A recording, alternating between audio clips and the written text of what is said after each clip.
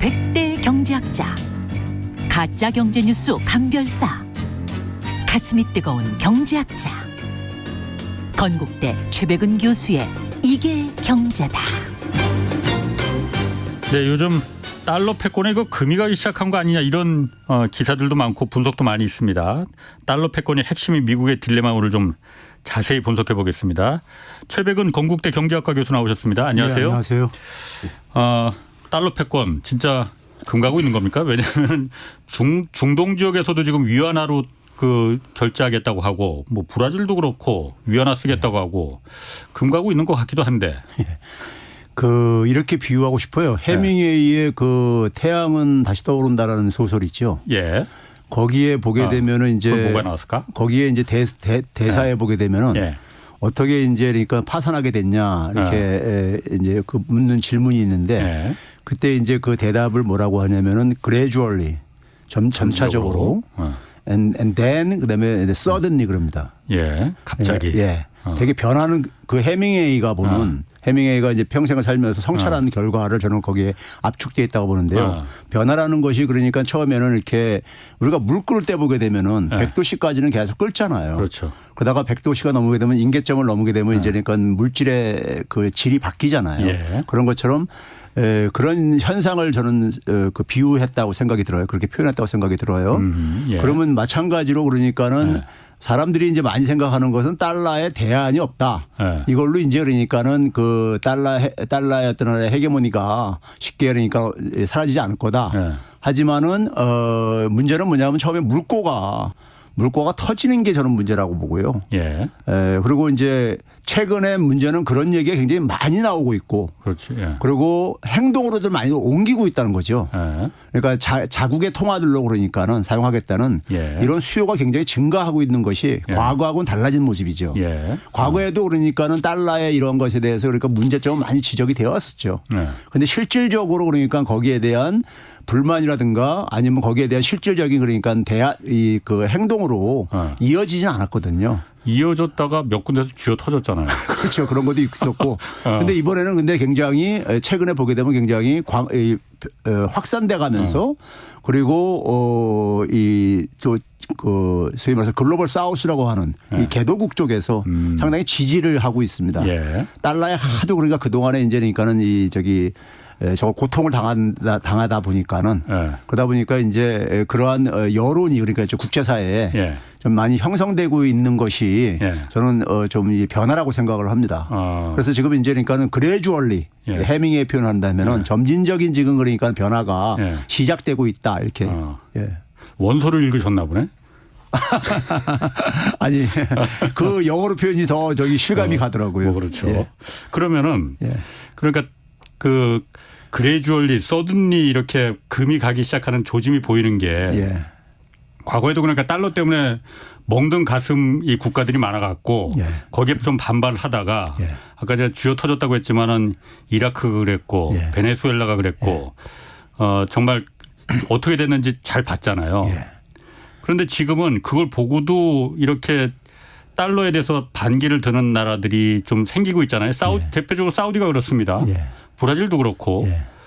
뭐 인도들도 그렇고. 인도도 그렇고. 아세안. 그럼 그 나라에 대해서 옛날에는 미국이 주업했는데 지금은 그렇지 않잖아요. 이거는 미국의 힘이 약해져서 그런 건가 그러면? 그런 측면이 있죠. 근데 실질적으로 보게 되면요.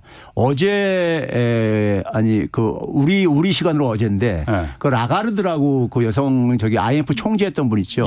지금은 유럽 중앙은행 총재를 하고 있죠. 은행 총재를 하고 있는데 이분이 미국에 가서 미국 이제 예교위원회 싱크탱크인데 거기 가서 발언을 하면서 실제로 그러니까 이 다극화가 그러니까 이제 우리가 제가 옛날에 표현한 게 지경학적으로 파편화 새로운 경제 블록들이 지금 만들어지고 있다. 두 나라들이 G2가 싸우고 있다 보니까는 어쩔 수 없이 그러니까 하나의 블록이 이제 그러니까요. 형성되고 있는데 그게 이제 그러니까 일종의 좀 긍정적인 측면으로는 다극화라고 이렇게 표현을 하고 이제 그러는데 근데 그걸로 인해 가지고 달러의 이 지배력에 도전을 받고 있다는 표현을 공개적으로 하고 있단 말이에요. 어저께 이제 그러니까 라가르도 그런 표현을 썼어요. EU 중앙은행 총재가 그런 말을 했어요. 예. 물론 이제 그것이 바로 달러를 대체하는 이런 것은 의미하지 않는다. 예. 이건 이제 전제로 달았지만은 근데 이제 어쨌든 간에 자국 통화로 어쨌든 간에 이런 변화가 과거에는 이런 언급이 없었었어요. 그렇지. 미국이나 서방에서요. 예. 그리고 이제 뭐냐면 옐런조차도 최근에 무슨 얘기를 했냐면은 스위프트 그 국제금융 결제 시스템이요. 예. 이것이 그러니까는 소위 말해서 미국의 달러 헤게모니에 좀 이제 부정적으로 작용한 측면을 인정을 했어요. 러시아 빼버린 거 그거 말한 거죠? 예, 러시아 제재로 그게 인한 결정적인 거 아니었나요? 달러 패권에 그 금가기 시작한 게? 예, 그렇죠. 그게 하나의 어떻게 보면 촉발을 시켰죠. 촉발을 시키고 많은 나라들로 하여금 경계심을 갖게 했고 예. 그리고 이제 러시아가 어쨌든 간에 이탈을 강요받은 거잖아요. 예. 어찌됐든 간에요. 예. 그래가지고 위안화로 어쨌든 간에 결제로 이렇게 이루어지고 있고 그런 상황 속에서 근데 이제 그게 옐런 입에서 제가 볼 때는 미국의 어쨌든 간에 그 담당 통화 주권의 담당자가 재무장관인데 정부인데 그 담당 책임자가 그 용어를 썼다는 것 자체가 저는 굉장히 변화라고 생각이 드는 거죠. 그래 옛날에는 그런 거 가지고 대꾸도 안 했거든요. 아예 무시해버리고. 아니 제가 궁금한 게 아까 그 스위프트 그러니까 국제 금융 결제망이잖아요. 여기다 이제 달러로다가 각 나라들이 무역 결제할 때 여기를 통해서 이제 결제하는 거잖아요. 여기서 러시아를 빼버린 거잖아요. 전쟁 일으켰다고. 그럼 그걸 보고 이제 나머지 나라들이 저거 다음 순서는 내가 되는 거 아니야? 이것 때문에 지금 달러에 대한 의심을 품게 되는 저라도 그럴 것 같아요. 신흥국들 같은 그렇죠. 경우에.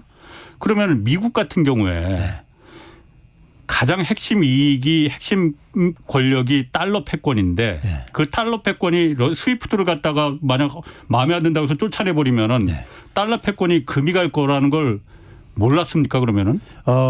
제가 판단할 때는요. 저는 그 조치가 나왔을 때 제 유튜브에서 미국이 자기 발등을 찍었다.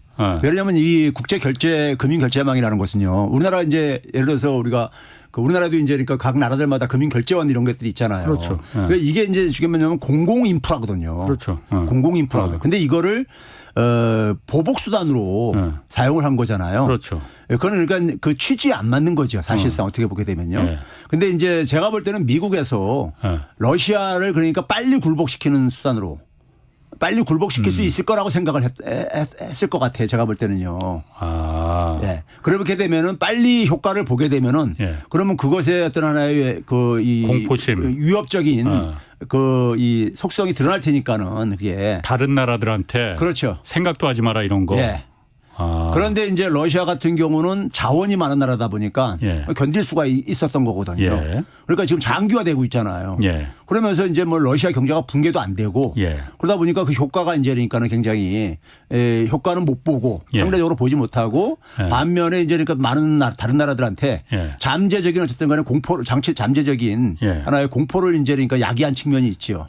그럼 미국 입장에서는 그 스위프트에서 러시아를 빨리 퇴출시키면은 러시아 금방 아이고 나 잘못했으니까 좀 봐주소 하고서는 이렇게 무릎 꿇을 줄 알았는데 그게 아니고 지금 혹 때려다가 혹을 하나 더 붙인 격이 돼버렸다. 그렇죠. 그럼 달러 패권에 그야말로 이 금이 가게 만든 걸 미국이 스스로 자초했다고 봐야 되는 거네요. 저는 그렇게 봅니다.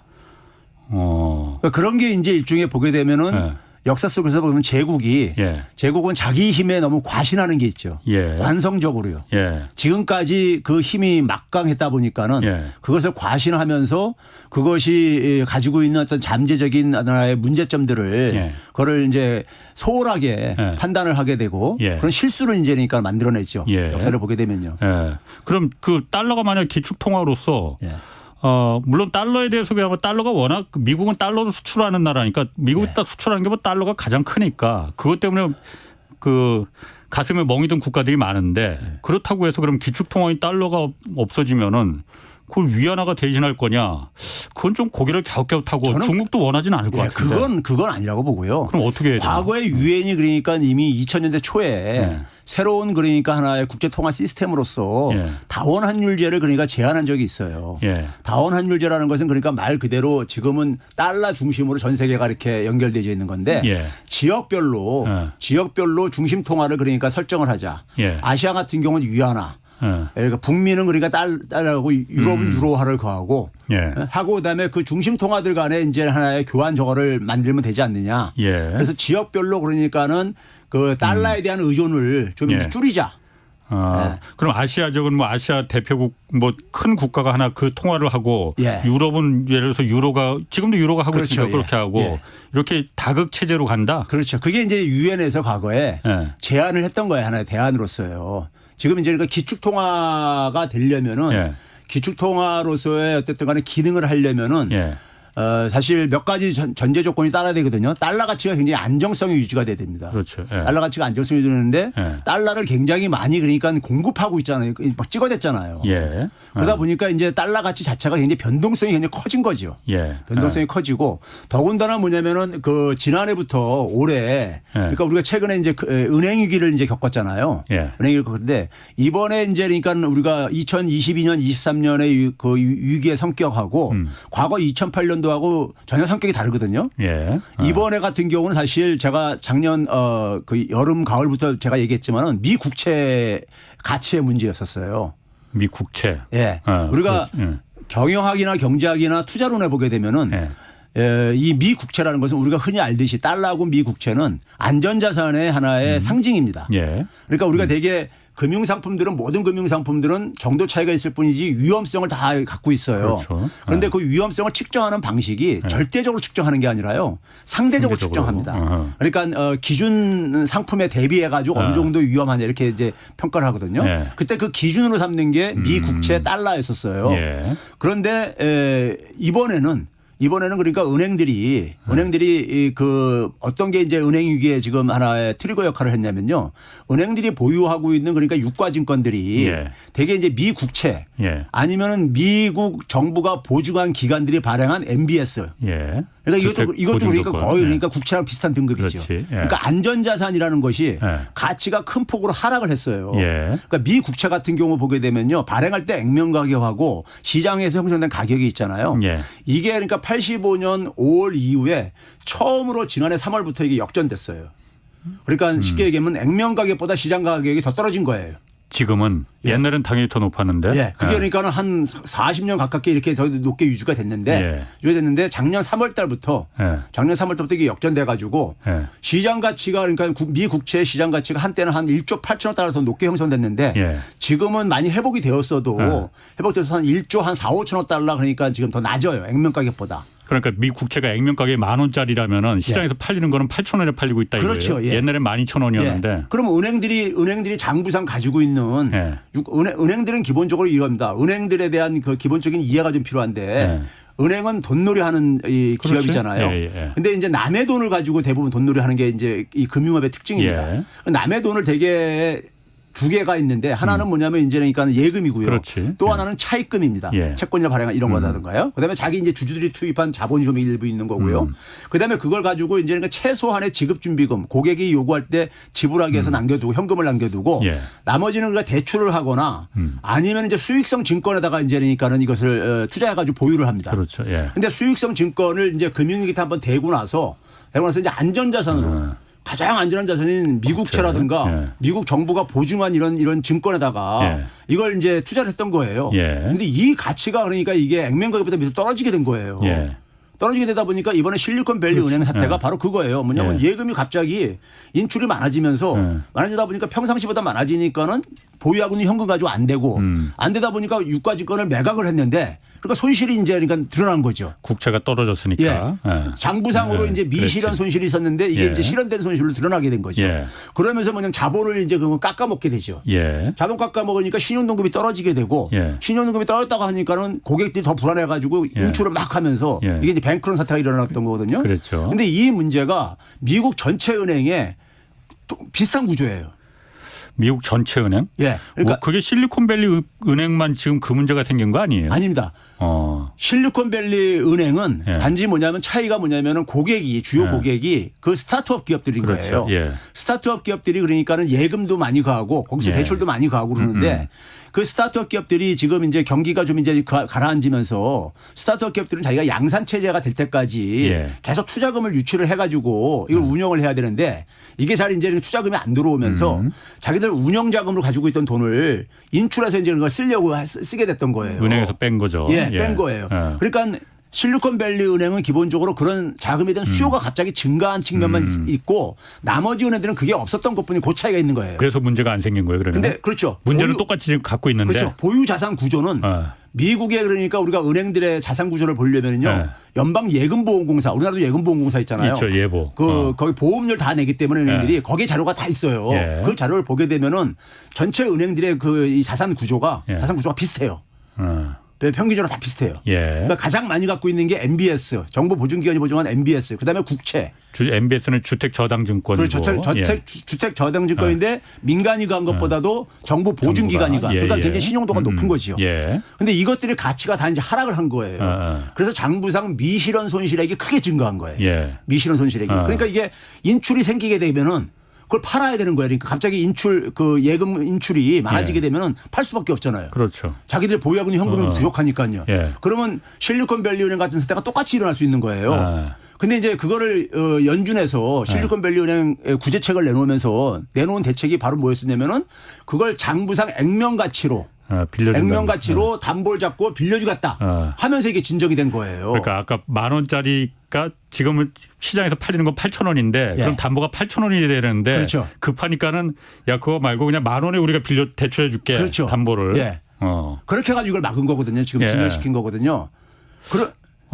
그러면은 지금 계속 말씀하시니까 제가 얘기 듣다가 두 가지가 궁금해졌어요. 하나는 갑자기 여태까지 쭉 미국의 국채 가장 안전한 자산이라서 10,000원짜리가 액면가보다 낮았던 적이 한 번도 없고 다 계속 12,000원이었는데 왜 2021년부터 갑자기 코로나 때문에 그랬나? 왜 8,000원을 이렇게 액면가보다 낮아졌는지 이거 하나 하고 나머지는 실리콘밸리 은행은 그래서 망했어요. 근데 다른 은행들은 똑같이 자산 구조가 똑같은데 그럼 여기도 그럼 앞으로 문제가 생길 거냐 지금 이 얘기를 하시는 건지 그 두 가지가 궁금하거든요. 첫 번째 질문과 관련해서는요. 그러니까 이제 이 은행들이 왜 이렇게 미국채나 이런 안전자산을 보유했냐는 것은 이거는 기본적으로 그러니까 사실 그 은행들이 가능한 자산을 그런 안전자산을 보유하기를 권유도 받고 은행들의 전통적인 역할이기도 합니다. 정부한테 돈 빌려주는 역할을 하는 기관은 그러니까. 근데 이제 뭐냐면 더군다나 특히 금융위기 이후에 연준이 소위 말해 양적 완화라고 해가지고 돈을 엄청 찍어가지고 달러 찍어가지고 미국 정부가 발행한 국채라든가 MBS 증권을 대량으로 매입해 줬잖아요. 그게 양적 완화거든요. 그게 양적 완화인데 그러다 보니까 매입해 주니까는 이 가격이 올라갔을 게 아닙니까? 가격이. 가격이 올라가지고 그 팬데믹이 한 10년 동안에 그 은행들이 지금 보유하고 있는 증권들이 수익률이 굉장히 높아졌었어요. 그러니까 미국 은행들로 봤을 때는 이걸 보유하는 게 아무런 문제가 없었던 거예요. 자기들 볼 때는. 보유할수록 이익이니까요. 거기다가 안전해. 안전하면서 수익률도 높아. 그러니까 이걸 다들 보유했던 거예요. 그래서 비슷한 구조를 갖게 된 거예요. 안 가지면 바보네. 그렇죠. 그렇게 된 거죠. 그러면 그렇게 됐는데 이게 왜 이제 그러니까 바뀌었냐면요. 제가 얘기했듯이 작년 3월 달부터 이게 그러니까 바뀝니다. 작년 3월부터 바뀌었던 게 바로 뭐냐면 금리 인상이 시작됐잖아요. 금리 인상이 시작됐는데 금리 인상을 하기 시작하면서 연준이 말이에요. 한 가지 일반 사람들은 이걸 이제 기억을 못 하시겠지만은 저 같은 사람들은 이게 데이터를 맨날 추적하니까는 미국이 그러니까는 그 연준이 물가 목표로 삼는 게 근원 PCE라고 해가지고요. 개인 소비 지출 지수가 있습니다. 얼마나 지갑에서 돈을 빼서 진짜 쓰느냐. 그렇죠. 그것도 이제 근원이 이제 농산물이나 유가 이런 거 에너지 가격 빼고 사는 거고요. 근데 그게 목표치를 벗어나기 시작한 것이 21년 3월부터 벗어났었습니다. 그래가지고 22년 2월 달에까지 계속 그냥 수직 상승으로 올라가져요. 5%대까지요. 그러니까 1년간 그렇게 올라간 거죠. 그런데 연준은 금리를 2022년 3월부터 올립니다. 22년 1년 뒤에. 1년 뒤에. 그러니까 3월 달부터 오히려 좀 꺾이기 시작하는데 그때부터 금리 올리기 시작한 거예요. 그러면 이 금리가 굉장히 그러니까 올라가는 시기에 문제는 뭐냐면 미 국채 이 수익률들이 시장 금리가 변동이 없어요. 안 올라갔었어요. 그러니까 뭐냐면 우리가 되게 인플레가 일어나게 되면은 예. 채권 가격이 떨어지게 돼 있습니다. 인플레가 올라가면 채권 가격이 떨어지고 떨어진다. 시장 금리는 올라가게 돼 있죠. 어쨌든 인플레라는 게 통화 가치가 떨어지는 거니까. 예, 우리가 예를 들어서 지금 100만 원 쓸래 1년 후에 100만 원 쓸래 하게 되면은 지금 100만 원 쓸 게 아닙니까? 당연히 그렇지. 그러니까 그 만약에 우리가 1년 후에 그러니까 물가 상승분만큼 최소한 보상을 해주고 거기다가 뭐냐면 소비를 1년 동안 유보한 것에 대한 보상도 있어야 되는 거잖아요. 그렇기 때문에 되게 인플레가 일어나게 되면은 금리도 올라가게 돼 있고 시장 금리가 올라간다는 얘기는 채권 가격이 떨어진다는 얘기거든요. 그렇지. 떨어져야 되는데 채권 가격이 안 떨어지고 그냥 1년 동안 인플레가 굉장히 급하게 올라갔는데도 안 떨어져요. 그때 연준이 무슨 짓을 했냐면은 연준이 그러니까 채권을 사들인 거예요, 막이요. 예. 그 21년이 그 팬데믹 이후에 그러잖아요. 그 긴축 양쪽 그 완화였잖아요. 그렇죠. 그러니까. 그래가지고 시장 금리를 소위 말해서 경기가 그러니까 회복 안 됐다고 잘못 착각을 해가지고 잘못 판단해가지고 이거를 못 올라가게 한 거예요. 연준이 그러니까 시장 금리에 개입을 한 거죠. 개입을 해서 못 올라가게 한 거예요. 그러다가 이제 연준이 뒤늦게 이거 인플레 잡아야 되겠다 해가지고 금리를 인상하기 시작했단 말이에요. 작년 3월 달부터요. 그때는 이제 뭐냐면 시장 금리 올라가게 할 게 아닙니까? 그래가지고 그때부터 뭐냐면 연준이 또 금리를 급격하게 인상하는 정책을 소위 말해서 이제 역레포 정책이라고 해가지고 연준이 보유하고 있는 채권을 풀어가지고 돈을 끌어당기면서 그러면서 이제 그러니까는 거기다가 높은 소위 연준의 금리만 비슷한 수준만큼까지 금리를 주면서 돈을 막 중권을 풀었었어요. 그래서 국채 수익률을 쫙 올렸죠.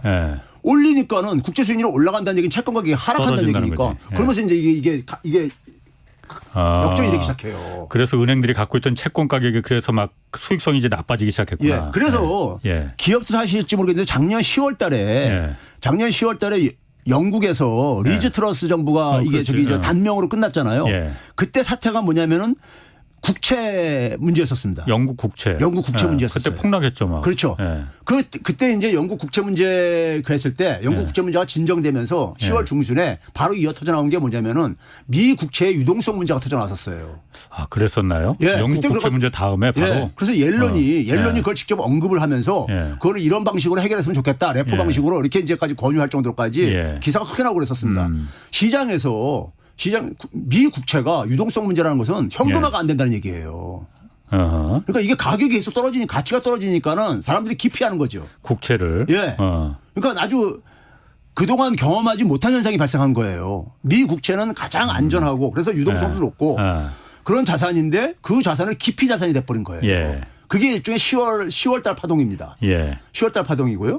그게 두 번째 다시 좀 이제 연말에 안정됐다가 그 결과로 우리나라 금융시장도 좀 안정이 된 거예요. 그러다가 2월 달에 다시 이게 또 이제 발작을 합니다. 미 국채 가격이 다시 또 이제 폭락을 해요. 2월 달에 잠깐요. 10월 달부터는 크지는 않지만요. 그 여파로 터진 게 그러니까는 실리콘밸리 은행 사건 이 은행 파산들인 겁니다. 그 충격이요. 그러니까 그 당시에 그러니까는 뭐냐면 이게 역전되어지면서 제가 아까 얘기했잖아요. 한때는 그러니까 1조 8천억 달러나 더 시장 가치가 높았었는데 이게 한 거의 2조 달러 정도 오히려 그러니까 더 떨어져 액면 가격보다. 그러니까 거의 한 4조 달러 가깝게가 변한 거예요. 그러니까요. 가치가 국채 가격만 해도 MBS는 더 하고요. 그러니까 그런 상황 속에서 은행들이 그러니까 보유 자산들에 실현되지는 않았지만 손실액이 급증을 한 거죠. 장부상으로 그러니까요. 근데 이게 이제 그러니까는 그 실리콘밸리 은행 터지면서 이 문제가 그러니까 이렇게 수면 위로 떠오른 거죠. 그럼 여기서 이제 우리가 가는 게 바로 뭐냐면은 미 국채라는 것이 우리는 아까 얘기했듯이 안전자산으로 우리가 세계 최고의 안전자산인데 이게 굉장히 그러니까는 문제자산으로 이게 부상한 거예요. 지금 와서. 그렇죠. 이건 굉장히 중요한 의미를 갖고 있는 거죠. 그러게.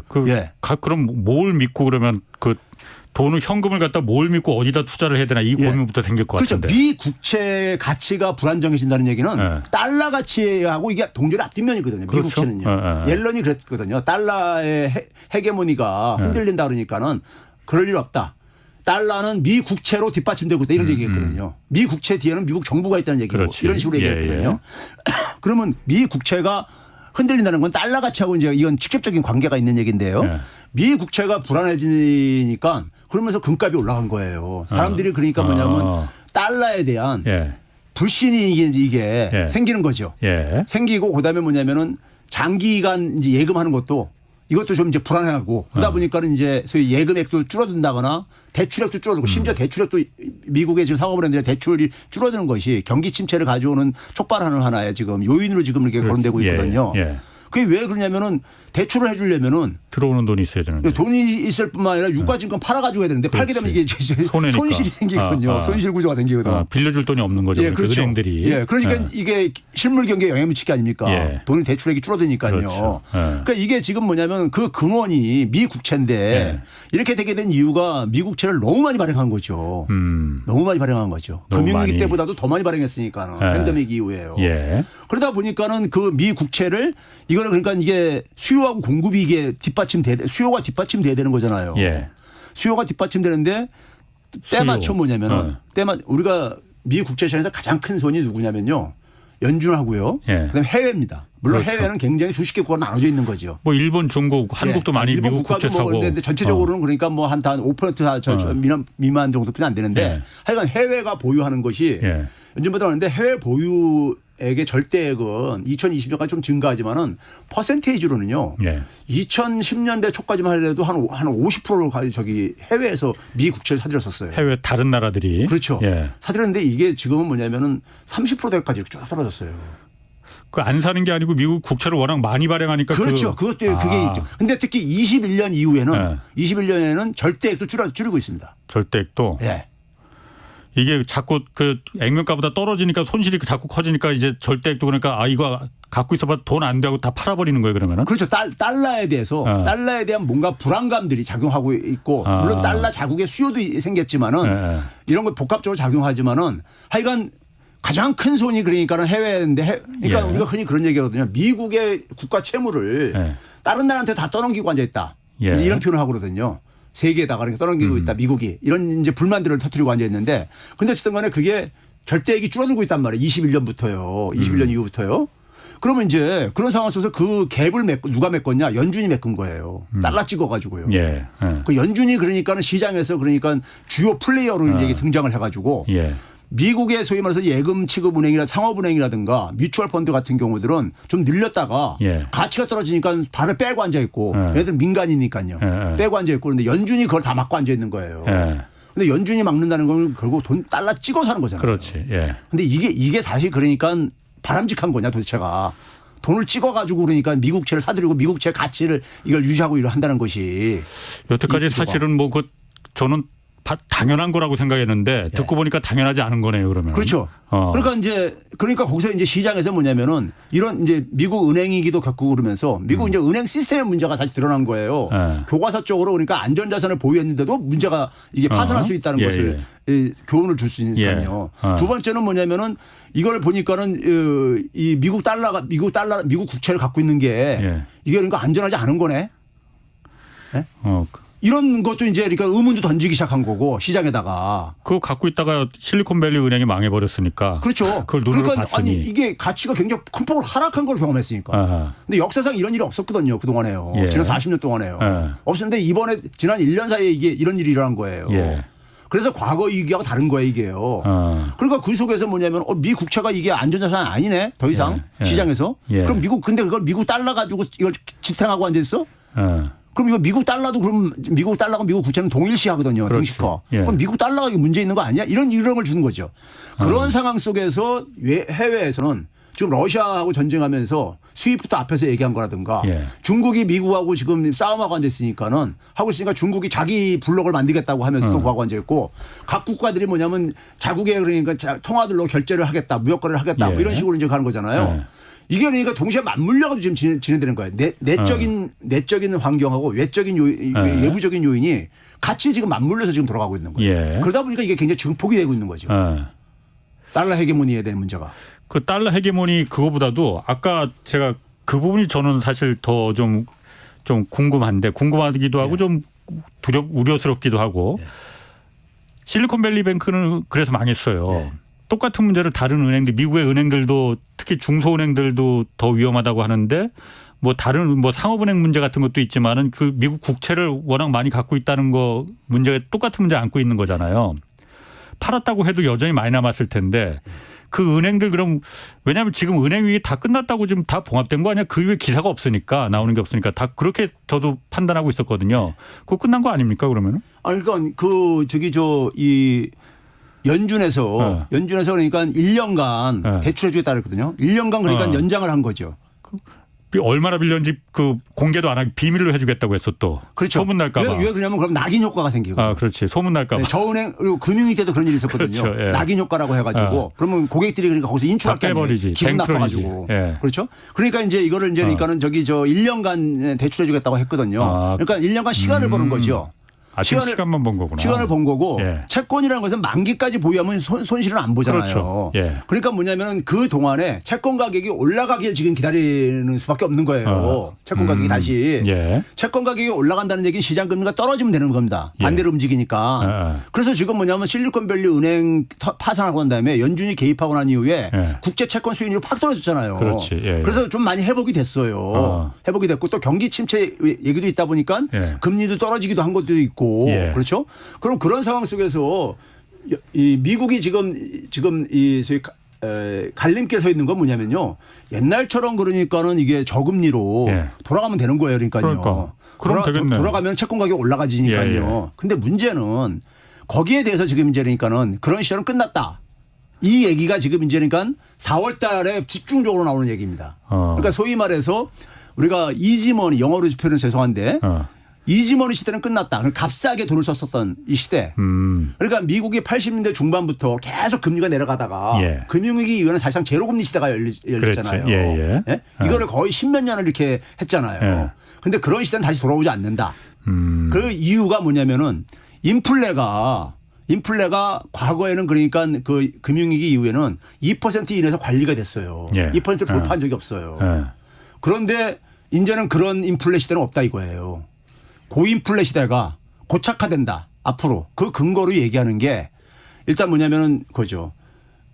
이 소위 말 탈세계화가 돼가지고 그래가지고 비용들이 많이 증가한 거 그런 거 하나 하고 그다음에 이제 뭐냐면은 이 기후 변화로 인해서 미국이 그러니까 재정 지출도 많아지게 되고 국가 채무도 굉장히 많다 보니까는 계속 국가 부채는 증가할 수밖에 없고 그럼 채권이 시장에 쏟아져 나오는 거니까는 채권이 쏟아져 나오게 되면 채권에 그러니까는 가격은 하락하고 떨어지고. 수익률은 올라가고 금리가 올라가지니까 그래서 적어도 그러니까는 미국의 이제 그러니까는 이 중립금리는 3.5에서 4% 소위 말해서 레리 서머스 같은 사람은 4% 이상이 될 거다. 이 명목금리로 그러니까요. 그렇게 얘기할 정도로 그러니까는 이 굉장히 고인플레 시대가 과거에 그러니까 우리가 팬데믹 이전에 그러한 그러니까 저인플레 시대는 이제 그런 시대 다시 오지 않는다. 그러면 이제 인플레가 높아진다는 얘기는 채권 수익률이 올라간다는 얘기잖아요. 그럼 채권 가격이 하락한다는 얘기잖아요. 그렇지. 그래서 아까 얘기했듯이 그러니까는 미국이 그러니까는 과거에 우리가 저금리 시대로 돌아가야지만이 채권 가격을 끌어올릴 텐데 이거를 그러니까는 인플레가 만약에 옛날처럼 만약에 잡히지 않으면은 안 잡히게 되면은 채권 수익률을 끌어내리고 채권 가격을 올리는 것도 어려울 거다 이거죠. 그럼 방법이 없는 거네. 그러니까 지금 최 교수님 말씀대로라면은 미국 금융 시스템이 달러를 지키기 위한 방법은 미국 국채가 문제가 돼서 이 사달이 난 건데 그거는 금리가 옛날처럼 다시 낮아져서 그 채권들의 그 가격이 올라가야만이 해결이 되는 건데 그걸 하려면은 물가가 잡혀야 되는데 물가 지금 잡힐 가능성이 없다. 그러면은 방법이 없다는 거예요, 그러면. 그러니까 미국이 그러니까 딜레마에 빠진 거죠. 그럼 미국 망하는 거예요, 그러다 보니까는 그래서 그래 달러 헤게모니가 그러니까 기본적으로 미국이 발등을 찍었다 이거 얘기를 하는 이유가 사실 이 인플레 구조가요. 한번 생각을 해보세요. 2021년 3월부터 물가 목표치를 넘어서는데 2021년도에는 팬데믹 문제였었습니다. 그렇죠. 그렇죠? 그게 2월 달까지 2022년 2월 달까지는 우크라이나 전쟁이 일어나기 전이었었어요. 2월 24일부터 전쟁이 일어났으니까요. 그렇죠? 그때 팬데믹으로 일어났는데 이거는 비경제적인 인플레이션이었잖아요. 팬데믹 전염병이었으니까. 그거잖아요. 아니 제가 이제 그런 얘기하거든요. 그 상황 속에서 인플레가 일어나고 그다음에 실업이 굉장히 급증하고 그랬었는데 사람들이 활동을 못 하다 보니까 돈 푼다고 해서 갑자기 사람들이 활동할 수 있냐고요. 팬데믹인데 그렇죠? 예. 그러니까 돈을 풀어도 이 문제는 그러니까는 이게 백신이 보급되고 예. 생활이 정상화돼야지만 이게 해결되는 거지. 예. 그 실질적으로 보게 되면 실업률이요. 예. 팬데믹이 그러니까 가라앉으면서 예. 그 이전 상태로 빠르게 복귀해 버립니다. 예. 그리고 실질 소비 지출도 그렇고요. 금융위기 때는 그게 안 됐었거든요. 예. 그게 예를 들면 그때는 경제적인 충격이었었기 때문에. 근데 이번엔 비경제적인 충격이라 이거예요. 그럼 비경제적인 충격이 왜 생겼느냐 우리가 보게 되면은 예. 미국이 자신의 패권을 유지하기 위해서. 예. 그다음에 또 하나는 뭐냐면 현대 산업 문명의 실패 문제잖아요. 팬데믹은요. 근데 이 문제가 앞으로 없어질 수 있는 문제냐 이거예요. 그렇죠. 또 생길 수 있다 이거죠. 아니 패권 경쟁은 예. 패권 경쟁으로 지금 탈세계화도 하고 지금 경제 신냉전도 지금 벌어지고 있는 거 아니에요. 예. 그렇죠. 예. 그걸로 우크라이나 전쟁도 그런 측면도 있는 거잖아요. 예. 거기다가 뭐냐면은 이 팬데믹 같은 것은 자연과 인간 간의 공존이 이게 파괴됨으로 생기고 기후변화 이런 문제가 아직도 남아있는 거잖아요. 예. 이런 것들을 그러니까 단기적으로 해결될 가능성이 보이냐고요. 어렵지. 그러면 비경제적인 소위 말해서 공급 충격은 예. 앞으로도 계속해서 이건 상수다 이거예요. 예. 상수라 한다면은 그러면 이 요인이 안 사라지게 되면 인플레가 예. 새로운 인플레 시대가 도래한다는 얘기잖아요. 예.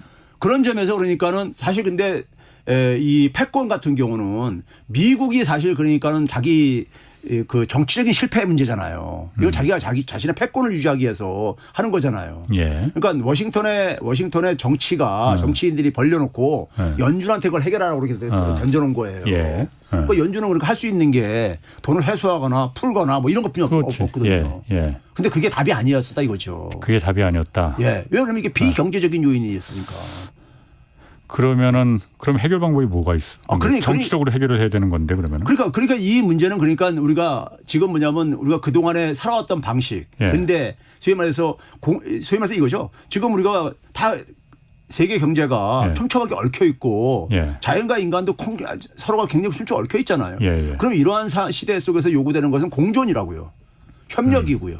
그렇죠? 예. 지금 한번 봐보세요. 2021년도만 하더라도 예. 중국이 기후변화 가지고 미국하고 절대적인 협력을 하겠다. 예. 이랬었어요. 그랬었죠. 예. 그런데 지난해는 협력 없다. 이거 선언했어요. 중국이요. 지금 미국이 보복하고 막 이제 그러다 보니까는 예. 니네 그러면 이제 기후변화 이거 이제 협력 없다. 이렇게 요구가 이제 했거든요. 예. 그러니까 지금 우리가 살고 있는 시대는 절대적인 협력이 굉장히 필요한 시대란 말이에요. 비용을 낮추기 위해서. 예, 비용 낮추고 그다음에 우리가 지금 현안 문제들을 해결하기 위해서는요. 옛날 세계화 시대 같이. 그렇죠. 예. 그럼 해줘야 되는데 근데 이제 문제는 뭐냐면 지금 두 나라가 지금 싸우는 거는 예. 두 나라 하나 죽이겠다고 지금 그렇지. 보일 정도로 지금 예. 사실상 전쟁이 벌어지고 있는 거예요. 예. 그러니까 그런 상황 속에서 그러니까는 앞으로 그러니까 지금 그 이 비경제적인 충격이 예. 이게 그러니까 계속해서 지금 뭐 팬데믹 같은 경우도 지금 몇 년 후에 또 다시 온다 뭐 이런 얘기들도 지금 나오고 앉아 있고. 예. 예? 그렇죠.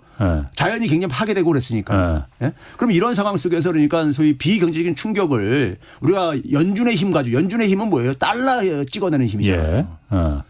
돈 찍어가지고 해결할 수 있는 문제냐 이거예요 이게요. 그거는 이미 틀렸고. 예. 그러다 보니까는 그걸 달러로 근데 맨날 해결하려고 한다 이거예요. 미국이 갖고 있는 힘은 그것뿐이 없으니까. 예. 재정도 너무 국가 부채가 많다 보니까 더 이상 국가도 동원할 돈도 없고 유일하게 남은 힘이 달러 찍어내는 거라고요. 예. 근데 달러 찍어내는 거 가지고 이게 해결이 안 되더라는 것을 이번에 우리가 경험한 거예요. 2022, 23년에요. 그 상황 속에서 달러를 계속 찍어내게 되면은 사람들이 저 달러 지금 저 뭐 하는 짓이야. 우리가 작년 10월 달에 영국의 리즈 트러스가 국가 채무가 굉장히 큰데 법인세를 그러니까 안 올리겠다고 하다 보니까 그런 일이 생긴 거잖아요. 쟤네들 미쳤어 하면서 전부 다 이랬던 거 아니에요. 그럼 지금도 미국도 마찬가지 이런 상황에 봉착할 수 있다는 얘기죠. 지금 이게 달러 찍어서 해결할 문제가 아니지 않냐 지금 이게. 그러면은 그 경제적인 문제로 이게 지금의 인플레나 지금의 국채 불안 안정성 훼손 문제를 경제적으로 해결할 수 없으니 정치적으로 해결할 수 있는 방법밖에 없다는 거로 저는 들리거든요. 그럼 정치적으로 해결할 수 있는 방법이라는 거는 중국과 다시 사이좋게 지내서 그렇죠. 다시 모든 비용을 좀 싸게 만들어서 인플레를 억제시키는 거 그거 하나가 있을 수가 있고 그런데 그거는 이미 돌아올 수 없는 그 사이가 돼버린 것 같고 미국하고 중국은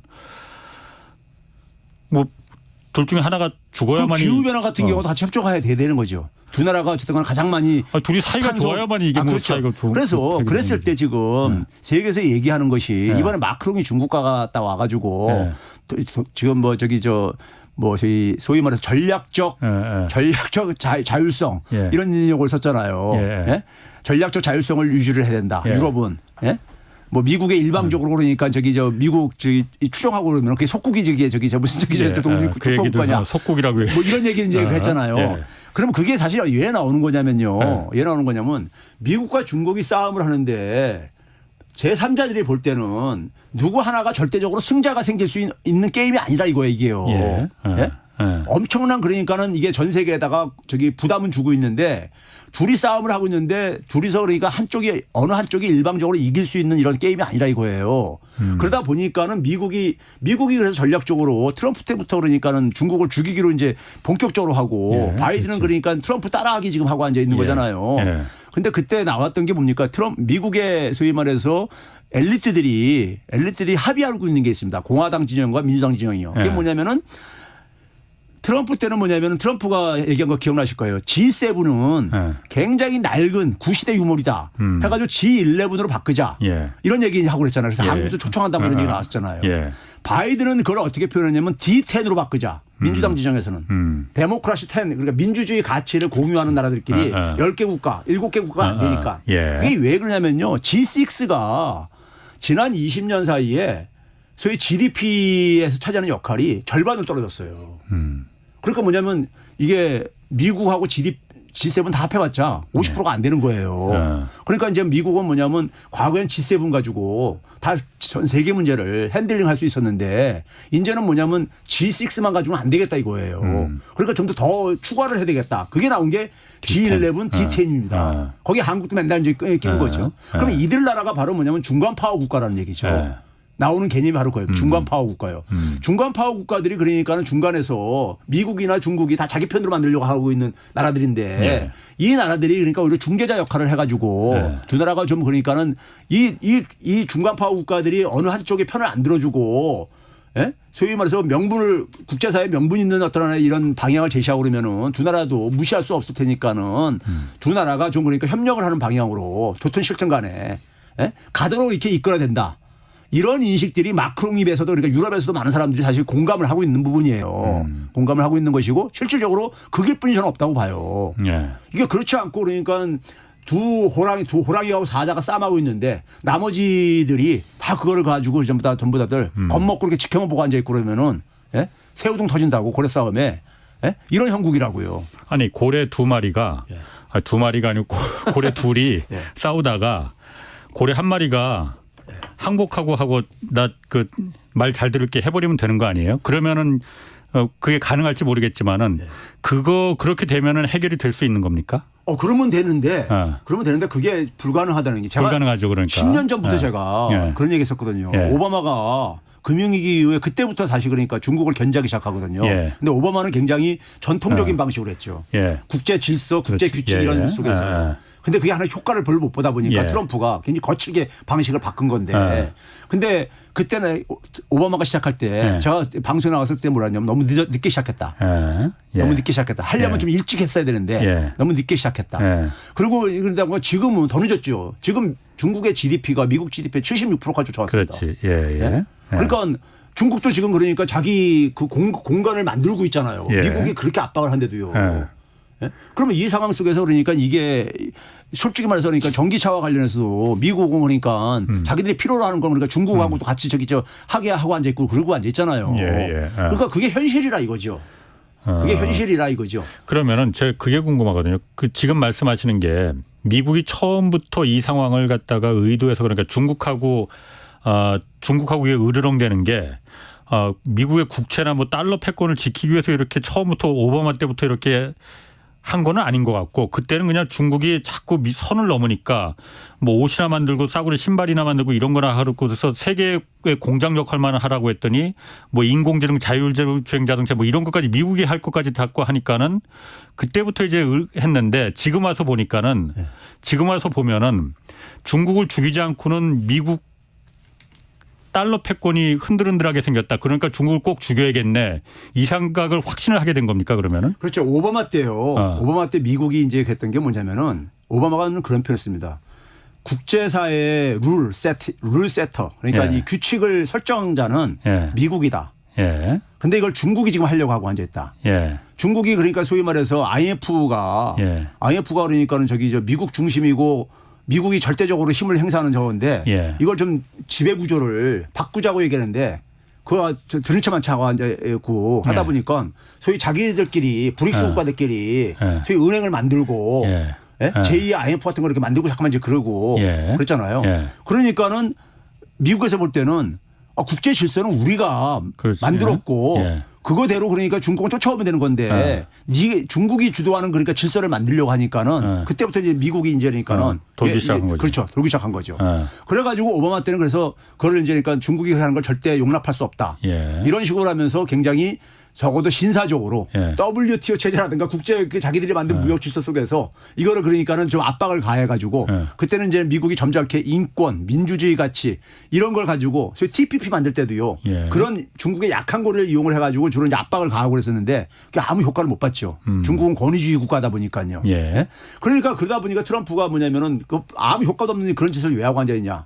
하면서 이제 저돌적으로 이제 바뀐 거잖아요. 공격적으로. 예. 그러니까 이제 기본적으로는 그겁니다. 지금 우리가 국제 질서를 국제 질서를 그러니까는 이것을 미국이 주도했고 앞으로도 21세기도 해야 되는데 여기에 중국은 야 그거 좀 나눠 가져야 되지 않냐 권한을 예? 분산시켜야 되지 않냐.